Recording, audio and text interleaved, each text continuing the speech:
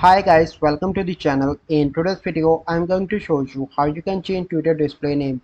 Before getting into this video, must subscribe to our YouTube channel and click on the bell icon. So the first step you simply need to do is to search in Google for the Twitter,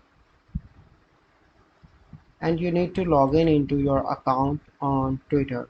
So once you've done that, you simply need to click on profile, and here you can see this is my display name. So how I can change that, you simply need to click on edit profile.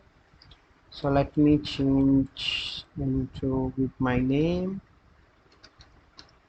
Okay, and then you need to click on save. So here you can see that the display is name is now changed. This is the username and this is your display name. So this is the process by which you can change to your display name. So I hope you find this video helpful. If you find this video helpful, must like this video, subscribe to our YouTube channel for future videos. We'll see you in the next video. Thank you. Have a good day.